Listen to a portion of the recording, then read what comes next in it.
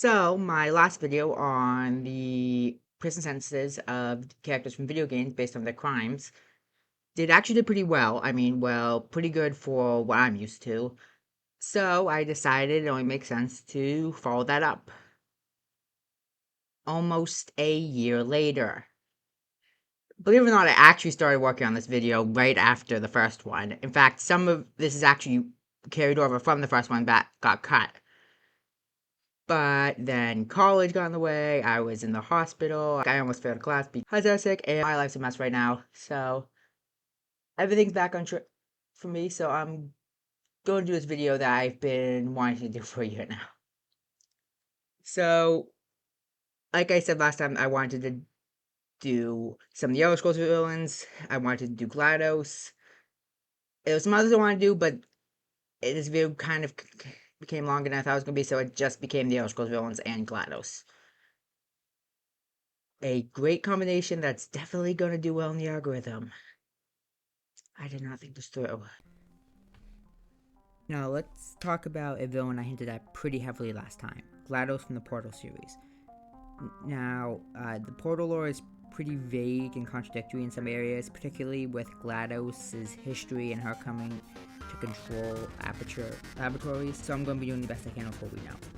First up, we have attempted mass murder. Now, GLaDOS has attempted this at least once, we don't know how many times, but we know at least once, trying to kill everyone in the enrichment center. We then know she later succeeded, so that would also be a charge of mass murder. Now, looking at how large Aperture Laboratories is in Portal 2, it's very likely there were hundreds, if not thousands, of employees. And on top of this, one of her attempts was made during Bring Your Daughter to Work Day. Bring your daughter to work day. That did not end well. So it's safe to say GLaDOS killed hundreds, if not thousands of people, and attempted to kill hundreds, if not thousands, in another instance. In something like this, she could be tried federally and get the death penalty for the mass murder and a life sentence for the attempted mass murder. She then commits mass murder again, systematically killing every single test subject that Atlas and Peabody retrieved in the Portal 2 campaign, so that's another death sentence. Next up, we have kidnapping and unlawful imprisonment. GLaDOS put the survivors of her aforementioned mass murder into stasis and used them as test subjects, and presumably continued to hold any existing test subjects indefinitely. Now, we don't know how many people GLaDOS specifically took hostage, but Wheatley says he's in charge of 10,000 test subjects, so we know that GLaDOS had at least 10,000 people in storage and didn't intend to ever let any of them leave. So as established last time, the average charge for kidnapping in the United States is about 10 years, so GLaDOS is looking at 100 millennia in prison for kidnapping here. Moving on to the events of the actual game and ignoring the countless OSHA violations, which I will address later, we have attempted murder. First with the acid pits. Now I'm counting that as an attempted murder, not manslaughter or some insane workplace safety violation, because these were specifically designed to kill you. Please note that we have added a consequence for failure. Any contact with the chamber floor will result in an unsatisfactory mark on your official testing record, followed by death. Then there's also the turrets in later chambers. Again, these count because these are specifically designed to harm and kill you. Then there's the final chamber, which tries to burn you alive. Then there's the central chamber, which tries to kill you with neurotoxin and rocket launchers. In the original game, there are 5 pits of acid, 2 chambers that contain turrets, and she utilizes 3 turrets in your escape. And there is 1 instance of both neurotoxin and rocket launchers, so that's 12 charges of attempted murder in Portal 1, and in Portal 2, during the part where GLaDOS is in control, there are 7 rooms of acid, 5 have turrets. She then attempts to crush you and kill you with both turrets and neurotoxin during your escape, and she tries using turrets and neurotoxin again when you confront her. Totaling to 29 charges of attempted murder, which on average in the United States can get you 10 years in jail, so GLaDOS is looking at 390 years in prison for attempted murder. Next up, we have human experimentation, when she used Shell and then later other humans as lab rats. This is a violation of the Geneva Conventions and is thus a war crime, which warrants a death penalty.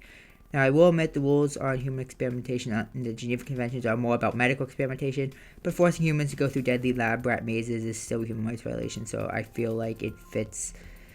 Now, there is a small but significant law discrepancy here. Both games heavily imply she already killed an untold number of test subjects prior to Portal 1. Yet the comic shows Doug Ratman changed the order of the test subject, putting Cho first. And at the end of Portal 1, she deactivates GLaDOS. So there really should have only been one test subject that have gone through the chambers by the time Portal 2 ends. So that is one charge of human experimentation by the end of Portal 2, and another for the testing she does with the humans Alice appear by recover. So that's 2 death penalties. Next up, we have illegal use of poison. On 4 occasions, GLaDOS uses aerosolized neurotoxin to attempt to kill people, and using any type of poison on anyone is super illegal, especially if you intend to use it to kill them. So that is another 4 death penalties. Finally, we have a million or so workplace safety and OSHA violations, and I'm going to blow through these quickly because there's a lot to go through. So all test chambers have emancipation grills, which GLaDOS states can cause grave bodily harm. I'm not sure what regulations these fall under, so I'm going to classify them as a type of high-energy laser since they don't seem to have any mass or interact with objects other than transferring heat into them. In that case, employees should have proper safety equipment. Some form of safety precautions should be made, and oh yeah, employees should not be forced to walk through these high-energy lasers.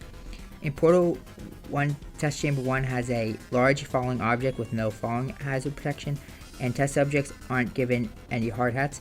Chamber 3 has stairs with no handrails. Chamber 4 has more falling objects with no safety precautions. Chamber 6 has an open lift that could crush you, and high energy pellets, which I'm going to consider electric parts, which should not be freely moving in a place where employees are in. Chamber 7 again has no handrails and more energy pellets, as well as GLaDOS mentioning she removed safety warnings. In Chamber 8 there is another energy pellet, as well as an open vat of acid and no handrails near said vat of acid.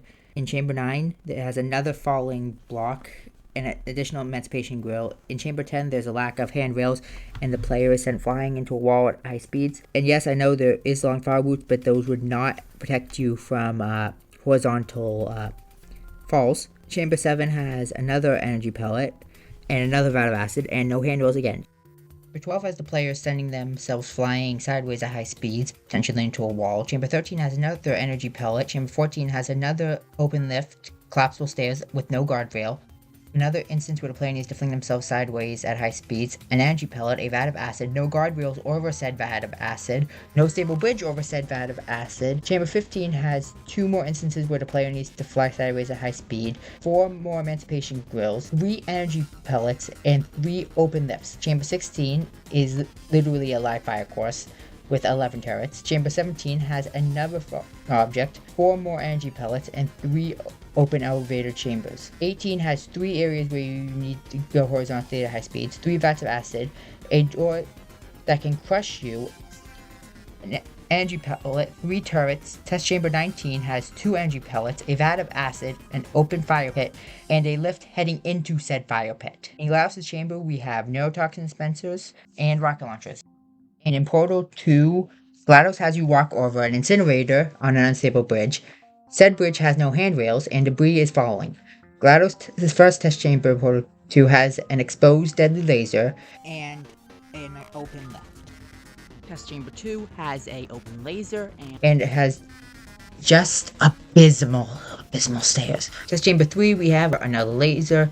In the next chamber has another laser, a pit of acid, falling debris. In the next chamber there is a pit of acid, 2 launch pads that launch you over said pit of acid, which also launches you horizontally at high speeds, and falling debris again. And it's revealed that there is no oxygen in any of the rooms. Here's an interesting fact. You're not breathing real air. It's too expensive to pump this far down.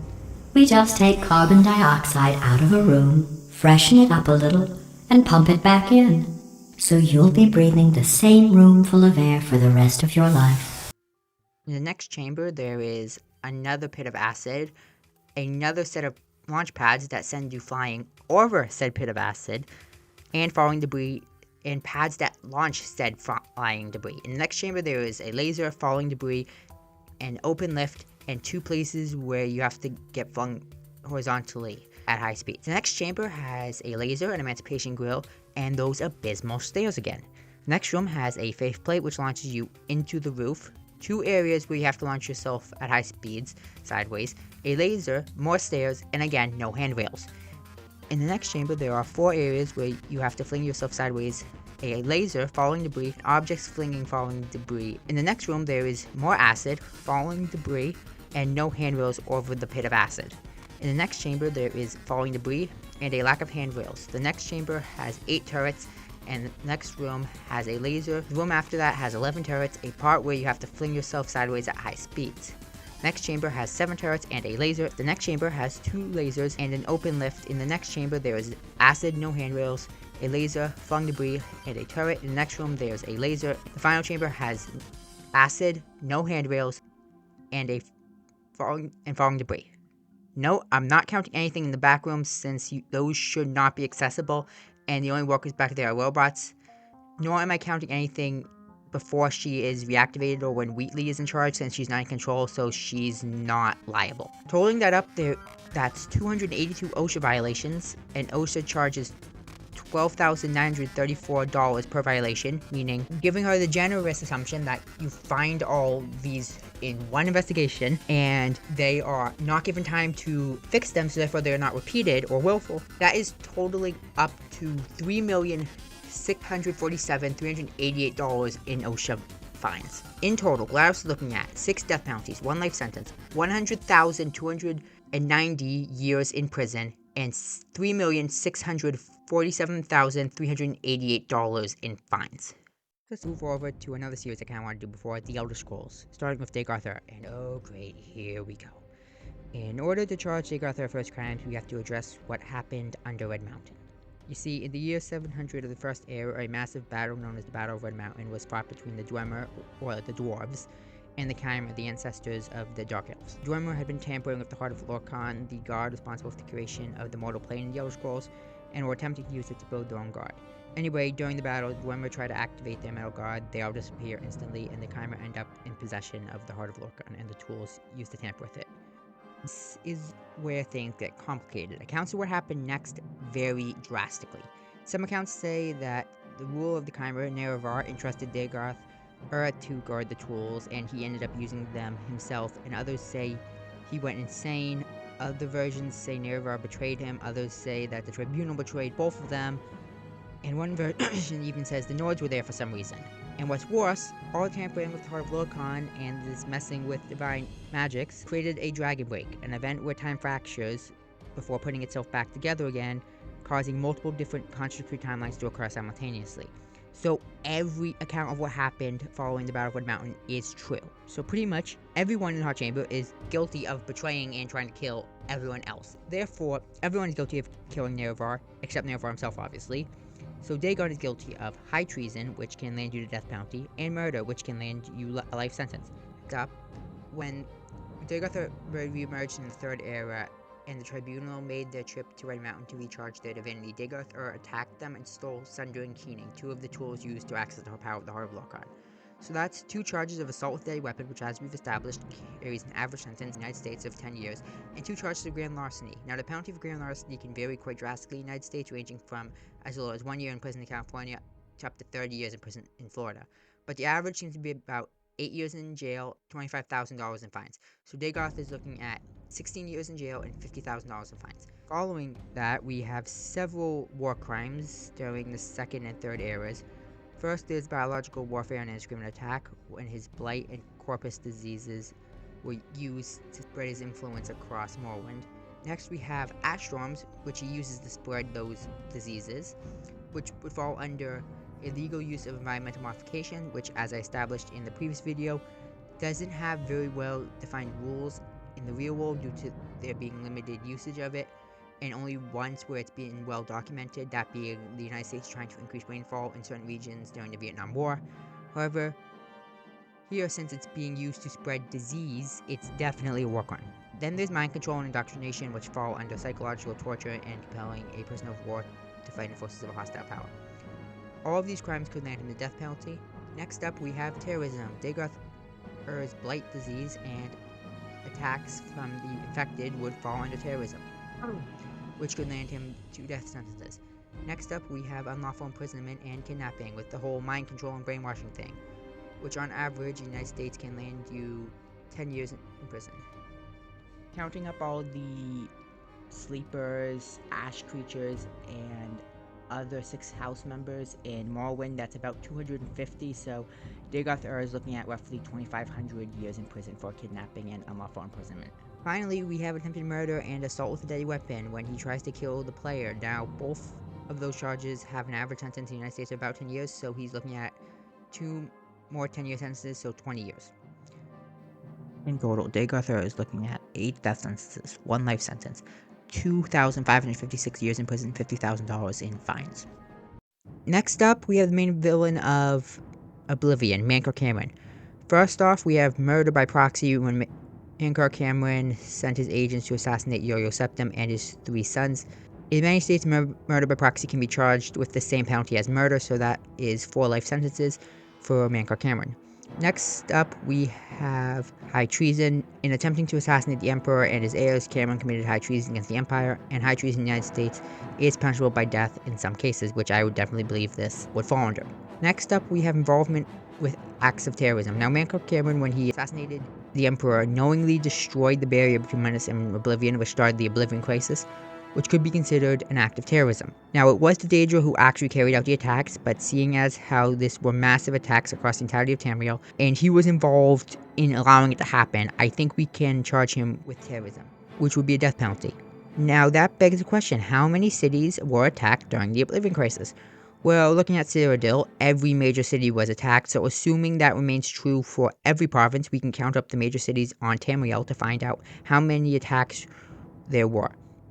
There are major cities across Tamriel: Daggerthal, Camlorn, Wayrest, Stormhold, Northpoint, Evermore, Jehana, Faroon, Solitude, Markarth, Morthal, Dawnstar, Winterhold, Whiterun, Riften, Windhelm, Falkreath, Blacklight, Aldrune, Vivek, Ebonheart, Sidrith Mora, Bornhold, Silgrid, Tyr, Narcissus, Necrom, Stormhold, Thorn, Hellstrom, Anchoron, Gideon, Blackrose, Soulrest, Lilmoth, Leywyn, Bravil, Skingrad, Coral, Kavach, Anvil, Bruma, Shadenhall, the Imperial City, Dragonstar, Skaven, Elenir, Sentinel, Helgrith, Gillian, Tanheth, Rehad, Arantha, Falensti, Sylvanar, Woodhearth, Greenheart, Eldenroot, Southpoint, Haven, Riverhold, Dune, Orcrest, Rimmon, Cornith, Torval, Senchel, Firsthold, Skywatch, Cloudrest,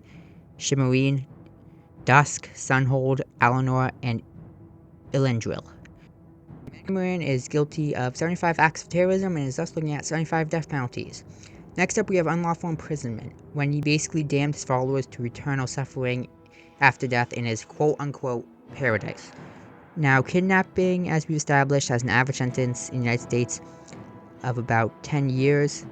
Now, counting up all of the people imprisoned in Mankar Cameron's paradise, there was about 20 people, so Cameron is guilty of 20 counts of kidnapping and is looking at 200 years in prison. Next up, we have torture, having tortured almost all the people that were trapped in his paradise. Now, this is a federal crime, so looking at the federal charge for something like this, Cameron is looking at the death penalty. Next up, we have assault with a deadly weapon and attempted murder when he tries to kill the player after he breaks into his paradise. Now, you could make an argument that you're on his property and he's within his rights. However, there are a few problems with that. Now, in many states, he would be in the clear generally for killing someone on his property if they're trespassing. However, he would not be clear here since he's taunting you the entire way through his paradise, and he's even goading you into coming in. He actually literally invites you in. Also, because of this, and he basically invited you in, he is not within his right to attack you. So that's 2 10-year sentences. Finally, we have war crimes. Now, the forces of Maywood's Dagon committed quite a few war crimes during the Oblivion Crisis, and while you may argue that it was Maywood's Dagon, not Mankar Cameron, he was still compliant and aided Dagon, so he is still an accomplice, so I still feel we should be charging him for this. During the crisis, the forces of Maywood's Dagon committed indiscriminate attack, excessive destruction of property, torture, and as we see with Jib in Skyrim, use of soul-trapping weapons, which I think definitely falls under inhumane. In fact, I think you could argue that these type of weapons are the most inhumane weapons that have ever been conceived. They also used incendiary weaponry with multiple forms of fire magic, and other weapons. So that's a total of 5 war crimes and thus 5 death sentences per city. So in total, Mancow Cameron is looking at 474 death penalties, 4 life sentences, and 220 years in prison. Next up, moving on to the other major antagonist of Oblivion, Mayun Sagon. Now, we already covered most of his crimes that happened in Oblivion, since Mancow Cameron was aiding and abetting in most of those crimes.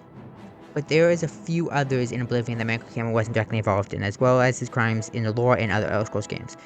Since Mayun Sagon is a being that presumably goes back to the dawn of time, unless you want to believe what Cameron says, in which he was created in the bowels of Lig by the Magna, whatever that means. Even then, he's still from the Dawn era and at latest the early Morathic era, so a long time ago. So we have a lot of stuff to cover here. The earliest crimes of Dagon that we have record of is him destroying the cities of Mournhold and Adsotha in Morrowind. In these instances, Dagon committed 2 war crimes, those being indiscriminate attack and excessive destruction of property, as well as these being acts of terrorism, which, as we established in the previous section, all of these are war crimes. All of these are punishable by death, and therefore Mayun Dagon is looking at 6 death penalties. We then have him sending his armies to attack Dawn's Break, Torion, and First Hold in the Somerset Isles, which are all instances of terrorism, as well as the crimes of indiscriminate attack, excessive destruction of property, and illegal use of incendiary weapons, since many of the Daedra did use fire in these attacks. Next up, we have Wisp Grove, which falls under the same war crimes of indiscriminate attack, excessive destruction of property, illegal use of incendiary weapons, as well as intentionally causing forest fires, which is a war crime if you're not using it to obscure a military objective. Next up, we have the final quest of the Blackwood DLC for ESO.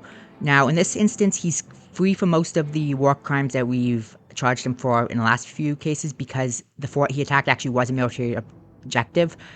But he is still guilty of illegal use of incendiary weaponry and indiscriminate attack, since it is mentioned afterwards that he actually ended up killing more of his own troops than enemies when he appeared. Next, we have the creation of the Chimera Garina. I cannot pronounce these names, they're so hard to pronounce. When a man named Garin made a Faustian bargain with Dagon, he dragged the Caelid Isles into Oblivion and killed everyone on it with the exception of Garen. So that's 1 charge of kidnapping, which, as we established, carries an average sentence of about 10 years. We also have terrorism and mass murder, which both carry a death penalty. Moving on to the 3rd era, in the Battlespire, it's revealed that the realm of Oblivion that Uri Septim and Talon Warhoff were banished to in the first Elder Scrolls game was in fact a realm that belonged to Mayun Dagon. So that's 2 charges of kidnapping, which I've established is 10 years, so that's 20 years, plus 2 charges of psychological torture based on descriptions given of the imprisonment by Uri Septim as it being a endless dreamlike state plagued with nightmares. Then we have his attack of the Battlespire, which could fall under terrorism, so a death sentence. Then we have the events of the Oblivion Crisis, where his armies committed numerous instances of terrorism and war crimes, of indiscriminate attack, use of incendiary weaponry, excessive destruction, soul-trapping weapons, which, as we established, are very inhumane. All of these are worthy of death sentence, and since we've already found that there were 75 attacks, that's 375 death sentences. We could also consider this attempted genocide, since he tried to wipe out all life on Tamriel, so that is another death sentence. Finally, in Skyrim, Dagon commands you to kill Silius Vasilius when he tried to reforge Mayun's razor. Now, you can refuse to do this, or accept, but either way, there's an outcome where Silius dies, so that's murder by proxy. And either way, he summons Dremora to kill you, and if Silius is still alive, him too, so we have 2 more charges of attempted murder by proxy, and we've established for proxy can be charged as the same thing as murder, so he's looking at a life sentence and 30 years in jail. In total, Mayun Dagon is looking at 496 death sentences and 60 years in jail. Now let's move on to the main villain of Skyrim, Alduin, starting with his crimes from the ancient past when he ruled the dragons and ancient Nords. First off, there was slavery and human trafficking when he basically enslaved the majority of the Nords. Now, it's hard to quantify exactly how long he would go to jail for this, since it wasn't like human trafficking or smuggling like in our modern day. It was a well-established infrastructure, but there was presumably involved the enslavement of thousands of people. So on that, and based on how brutal Alduin's reign was, I am giving him the death penalty for those crimes as a crime against humanity. Next, we have war crimes and terrorism. He committed many of these during the Dragon Wars, I'm going to give him one charge of terrorism, since we don't know enough about the Dragon Wars to be specific of charges, since we don't actually have any written records of the Dragon Wars besides quick summaries of what happened. We can also charge him with the war crimes of indiscriminate attack, excessive destruction of property, illegal use of incendiary weapons, and torture, all carrying the death penalty. So that's 6 death penalties for his actions during his reign over the Nords. Moving on to the actual events of Skyrim. We have his attack on Helgen at the beginning of the game, so that's the charge of terrorism, which is a death sentence, as well as war crimes of indiscriminate attack, excessive destruction of property, and use of incendiary weapons, which is 3 more death sentences.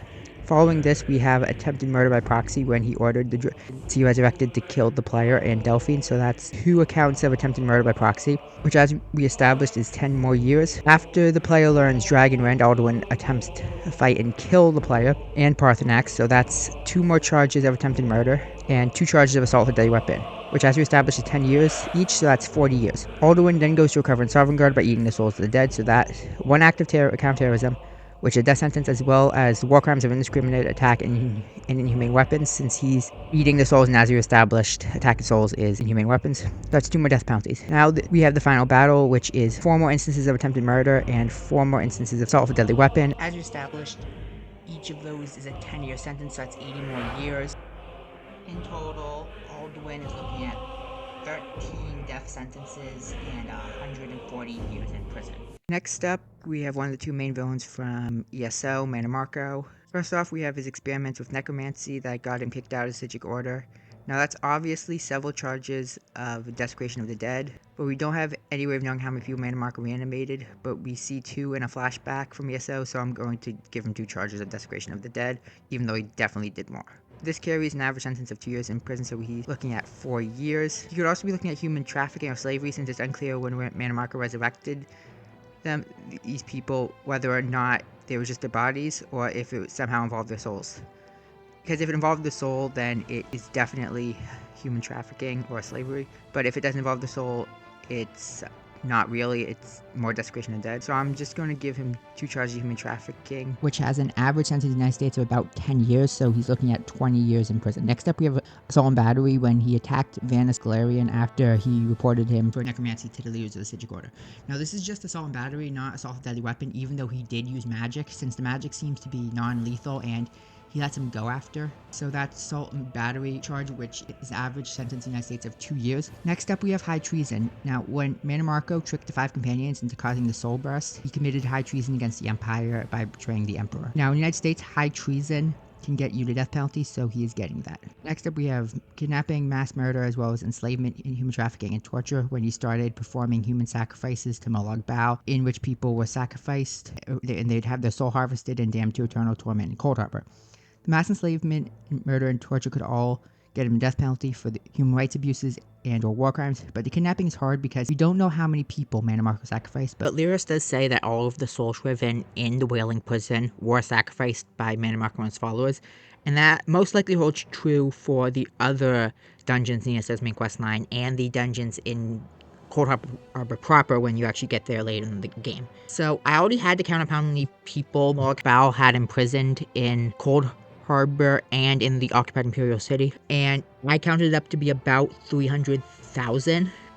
And yeah, that is the other reason this video took so long to come out, because I spent a month counting NPCs in Elder Scrolls Online. And assuming that probably, let's just say about 75% of that was caused by Mannimarco and his worm cult, that gives us roughly 225,000 people sacrificed to Molag Bal over the course of ESO. And this is the lowball estimate, considering that they sacrifice one every time they open a Dark Anchor, and there are a lot of Dark Anchors, and ESO has been running for a lot of years. I do think this is a fair number. It might seem high, but I do think it's fair.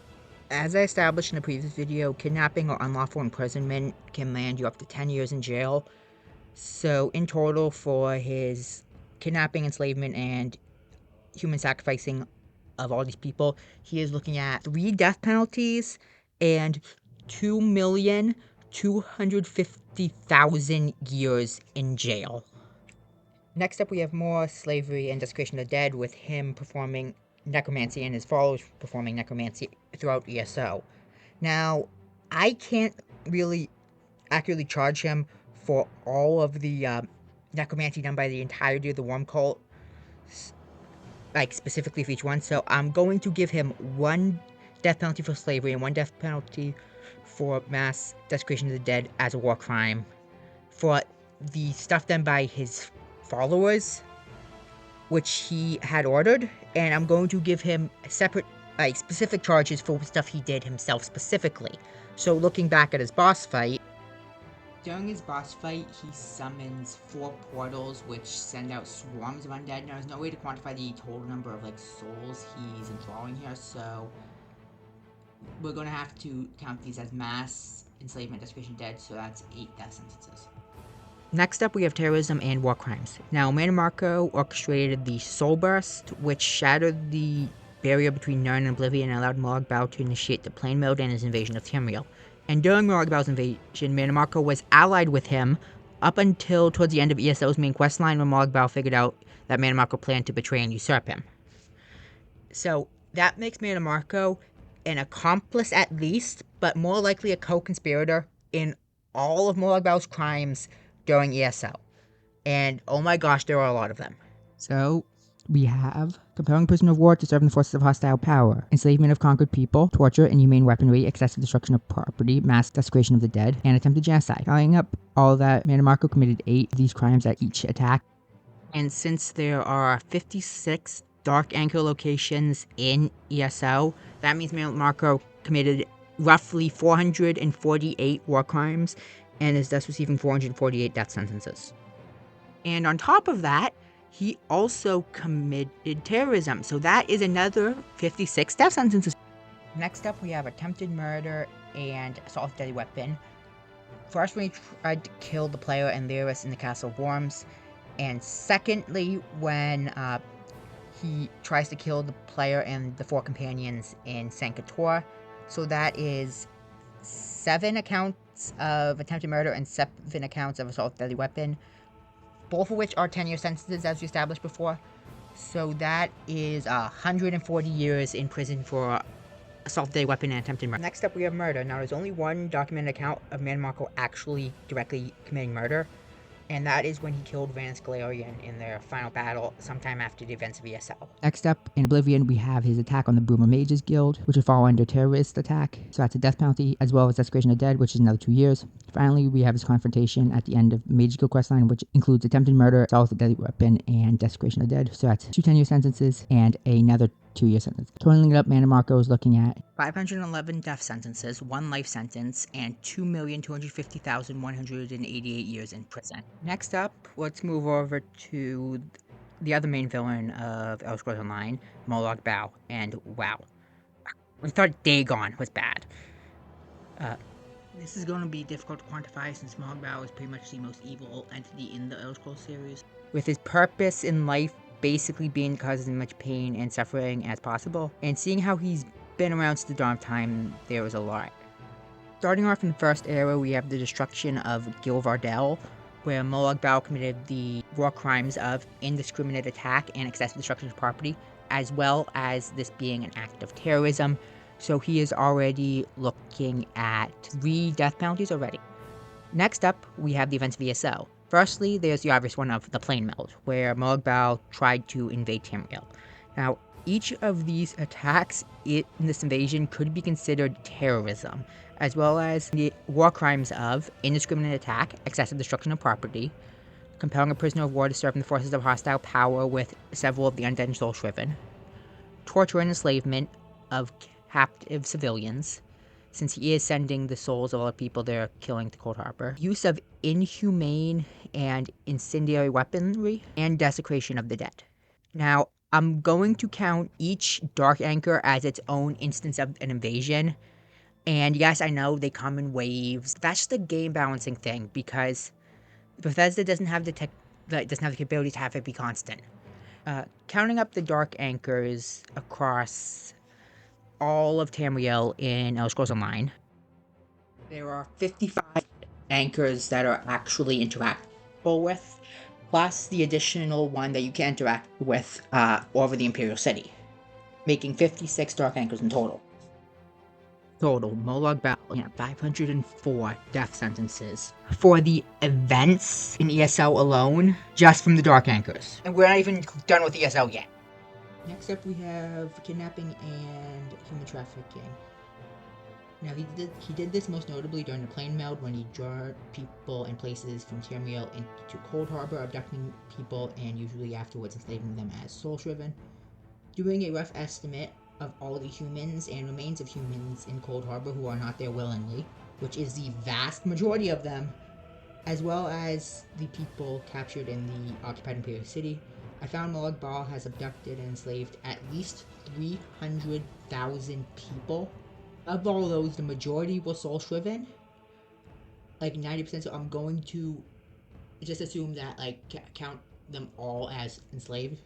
And since the soul-shriven have no soul move, it's not just slavery, it's also a form of psychological torture. I mean, psychological is the best term. I don't know what you classify interfering with someone's soul as, so I'm going to count the soul as psychological because I don't know how the law would handle that. Now, for the enslavement and the kidnapping, he is looking at 10 years for each instance, which equates to about 6 million years in prison.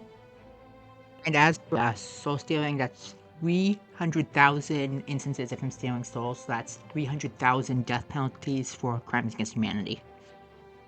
And as for the charges, there are 13 places inhabited by the victims of Molag Bal that are being currently tortured or inhumanely treated in some other way, so I'll give him 13 death penalties for that, since these are concentration camps, let's be honest here. And this video is getting demonetized now. Great. Anyway, in the Wailing Maw, the Black Forge, and the Vile Laboratory, he is conducting experiments or in some way tampering with people's souls again, so add 3 more death sentences for psychological torture and human experimentation. Again, really don't know how to categorize messing people's souls from a legal standpoint, because thankfully that does not exist in real life. Anyway, next up we have mass desecration of the dead.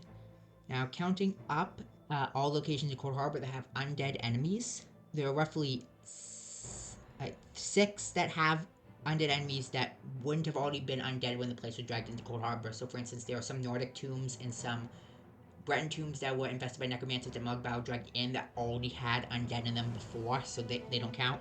So that's 6 instances of mass desecration of the dead, plus an additional 2 instances for the Imperial City Prison and the section of the Imperial City occupied by the Worm Cult and the part of the Imperial City sewers that are occupied by the Worm Cult.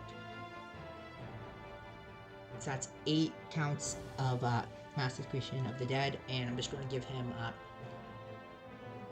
8 death penalties for this. Finally, for Cold Harbor, we have 2 specific instances of torture where he was torturing Lyris and Saisahan to get information out of them.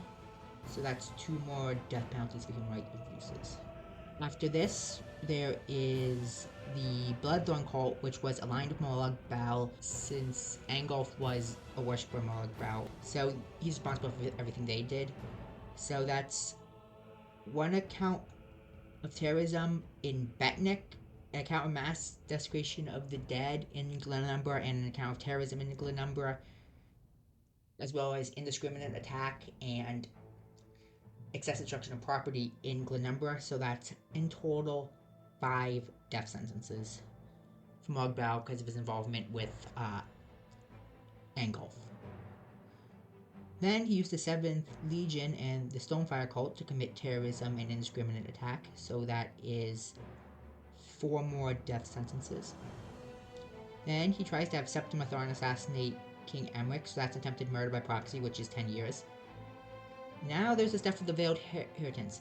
This is tricky since they were aligned with both Dagon and Molag Bal, but it seems they were primarily aligned with Dagon, and they only aligned with Molag Bal after Manamaka kind of pressured them into it. But it seems like most of the stuff they did in the Alinor quest line is actually associated with Dagon, so Mogbar gets past here. Moving on to Morrowind, he asks the player to kill the Frost Astronaut Nomeg Galway and the Winged Twilight Molag Grenda. This is 2 accounts of murder by proxy, so that's 2 life sentences. Do note that I'm not counting Mentana since it's unclear if the drafts are actually sentient. Then we're skipping Oblivion because somehow his entire quest in Oblivion does not break the law at any point. In Skyrim, he traps the Dragonborn and a Vigilant of Sendar in a house in Markarth and forces the two to kill each other. So that's 2 accounts of kidnapping, each with a 10-year sentence, a charge of murder by proxy, which is a life sentence, and a charge of attempted murder by proxy, which is 10 years, totaling to life plus 30 years. He then asks the player to help him kidnap a priest of Boethia, so that's another 10 years. He then tortures the priest, so that's a death sentence. And finally, he kills him, which is a life sentence, and claims his soul, which is, as established, inhumane and torture, and also that is another death sentence. In total, Molag Bal is looking at 300,543 death sentences, 5 life sentences, and 6,080 years in prison. That was part 2 of my video game characters being charged for their crimes. I might do this again in the future. There was a few others that I was going to do, but I didn't have time. But after working on this for like a year, I've been working on these videos for like over a year now. I'm gonna do something different. So I might do this again in the future, but I'm probably not gonna be doing it right away. So remember, like, subscribe, and hit that bell to be notified when I upload, and hopefully it won't be over half a year next time.